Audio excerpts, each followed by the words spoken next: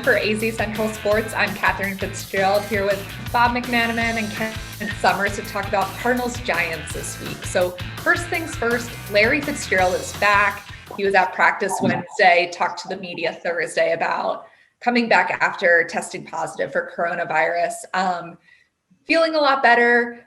But what do you guys think as far as football itself? What can he bring back, whether it's stats, intangibles? What will he help the team with this week? Bob, let's hear from you first.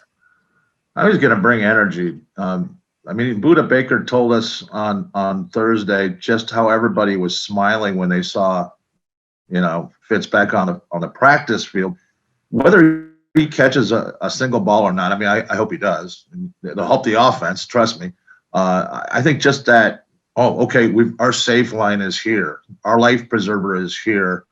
Thank God. Maybe it'll settle people down.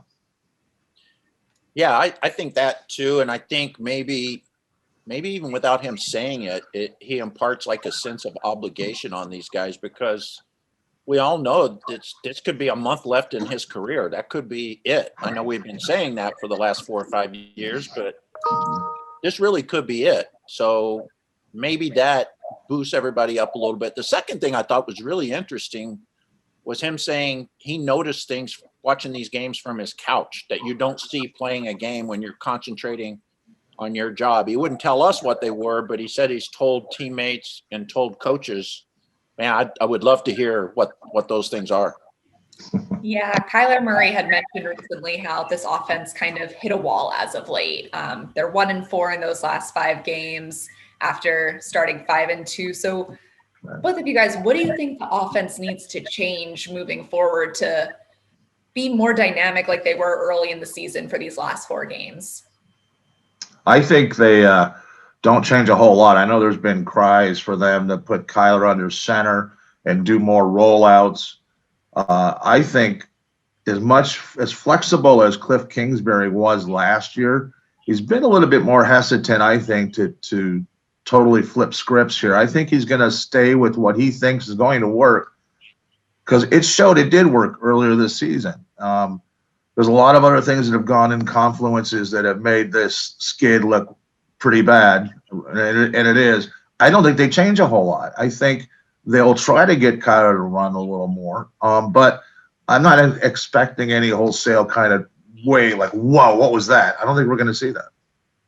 Yeah, I think you've got to be careful about doing that, in the 13th game of the season. I do think there are little packages he could put together. He could put DeAndre Hopkins in motion in a certain set of plays.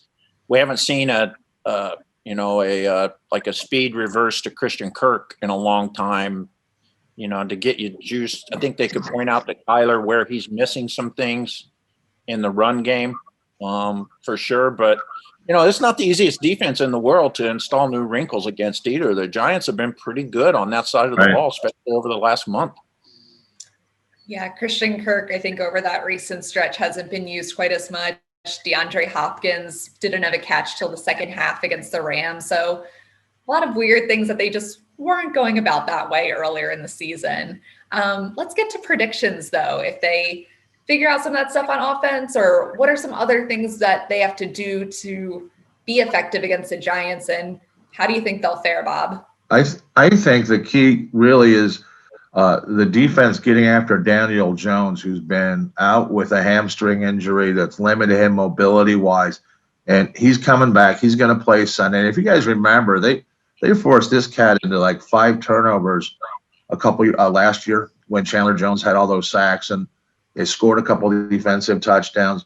He's a turnover machine at times, and he can be. And you got to put pressure on that guy, because he's not going to be able to move around and beat you because of that hammy. So I'm expecting dial up some blitzes, 4 or 5-man rushes, and get after it, cause some turnovers. And keep that Giants backfield to under 100 yards. You're going to win the game 24-20. Yeah, I think all of those things. I think the Cardinals just have to play a big, clean game. The Giants don't have a lot of threats on offense, really maybe 0 threats on offense. Just don't make a lot of mistakes. Don't give them short fields. Make it as difficult on them as possible. And I agree with Mac. The Cardinals aren't going to have to score a lot to win this game. I don't think. I'm going to go with the Cardinals too, 24-17. I agree. The Giants are not scoring that much. I will say, of all the quarterback runs I've seen this season, the ones that are most memorable to me are probably a couple Kyler Murray runs and then that Daniel Jones run that turned into a wipeout. So I'm excited for that matchup. But I think the Cardinals will get it to 27-21.